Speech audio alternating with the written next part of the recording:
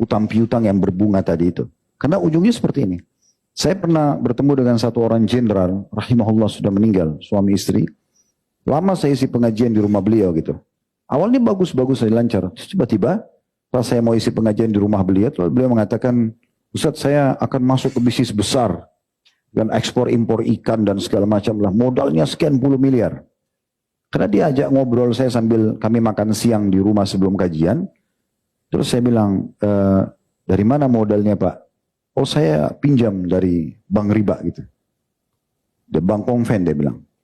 Terus saya langsung nyelot, saya mengatakan, Bapak sudah pertimbangkan baik-baik.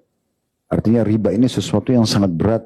Satu-satunya dosa yang Allah subhanahu wa ta'ala tantang dengan peperangan hanya riba. Terus saya sebutkanlah banyak dalil tentang 1 dirham riba daripada 36, lebih berat daripada 36 kali berzina.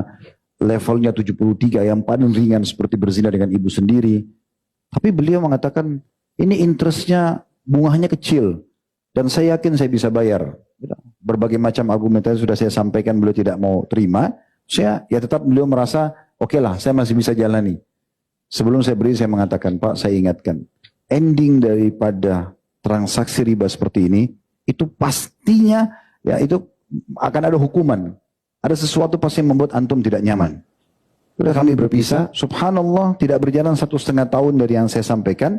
Akhirnya ditipu oleh orang, bangkrut usaha, terlilit utang, harus bayar, plus bunga-bunganya. Sehingga rumah yang dipakai kajian pun harus dijual. Banyak aset-aset yang dijual. Dari tadinya orang yang sangat terpandang dan punya banyak harta, akhirnya jadi habis semuanya. Nah, mirip seperti ini. Dan hampir semuanya sama. Kenapa teman-teman kita tidak kembali kepada kapasitas kita saja? Kapasitas kita ini mulut, 1 sendok nasi atau 2 sendok nasi. 3 sendok udah penuh mulut kita. Itu kapasitas. Perut kita ini 1 piring nasi, 2 piring nasi sudah kenyang. Badan kita 1-2 lembar baju. Antum pakai 5 baju lembar mandi keringat kalau di Indonesia. Sepatu 1 pasang.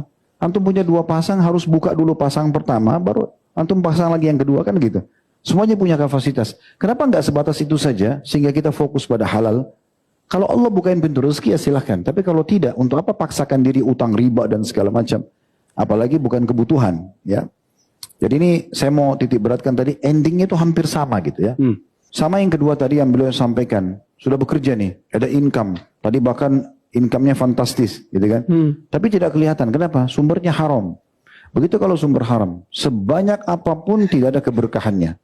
Berapa banyak orang ikhwah dan akhwat sekalian, saya depan mata saya, bekerja gaji cuma 2 juta, di bawah UMR. Dia hidup sama istrinya, anaknya 2, ada mertuanya numpang di rumahnya, kadang-kadang iparnya datang, cukup. Bisa hidupin gitu. Saya duduk, cukup akhi. Alhamdulillah cukup Ustaz. Kadang-kadang memang kurang, tapi umumnya cukup.